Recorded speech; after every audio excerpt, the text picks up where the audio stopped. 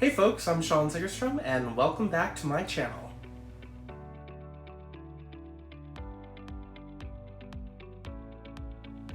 Kicking off today with another Meet Your Maker Book of Questions edition.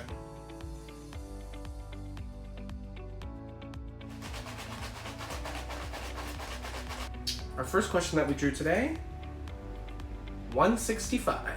Handy dandy book, 165. Woot! Number 165. What is so important to you that without it, life wouldn't be worth living? Would your answer have been any different 10 years ago? There's also a follow-up question which I'll address after my answer. So honestly, for me, the only answer I can give is my chosen family. And this is an answer I would say today, 10 years ago, and every day for the rest of my life. I've had a wonderful group of people in my life for forever, it seems. Most of my best friends I've known for over 10 years, and we talk and we communicate all the time, and that's really important. Human connection in this life is so important, and I think that's really what drives people to what would be the follow-up question, which is, have you ever considered suicide? And the answer to that question is yes, I have attempted suicide several times in my life, and I've just been really, frankly, really lucky that I'm still around, because I've had people in my life to advocate for me and to push me when I need to be pushed, to love me harder when I need to be loved. Without my chosen family, I don't know what I would do. So that's my answer. Our next question draw is number 12. Handy dandy book. This one should be right at the front. Number 12. Here we go, number 12. For $100,000, would you put on 40 pounds and keep it on for 3 years?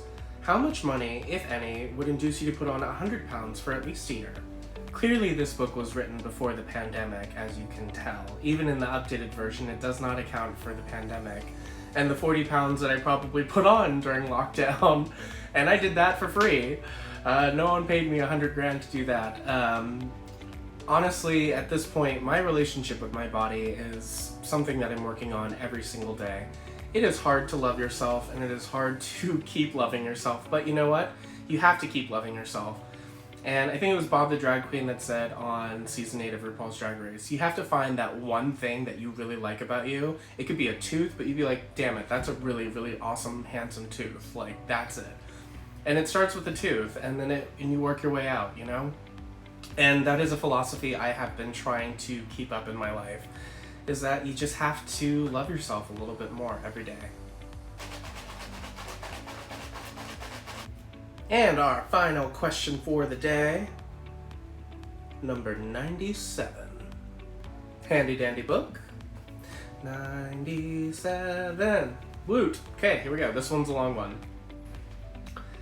If your best friend fell head over heels in love with someone you thought was deceptive and creepy, and you could use an anonymous service to get the lowdown on his or her credit, medical, and employment history, school records, parking tickets, politics, bank records, and Facebook postings, would you? If so, what kind of discovery would it take before you intervene to protect your friend? This is an interesting question. So I had a friend who was in a similar circumstance, and this friend was interested in another person who wasn't shady at first, but definitely had a vibe to them. Something that just made you go, huh? And it is hard when you're a really good friend and you want to be supportive and you want them to have all the happiness and joy and love in this world that you know that they deserve and want.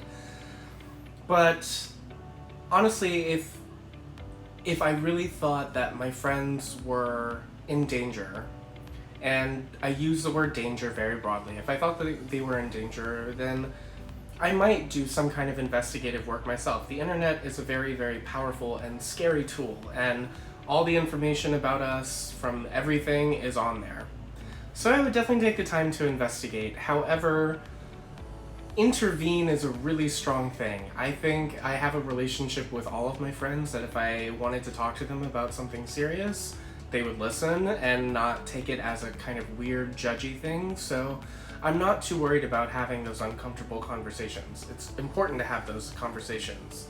But yeah, I would definitely investigate. That's it, folks. Thanks for watching. If you haven't done already, make sure to hit subscribe, and I'll see you back here real soon.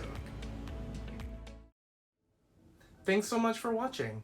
Make sure to check out the other awesome content on my channel, and if you haven't already, make sure to hit subscribe.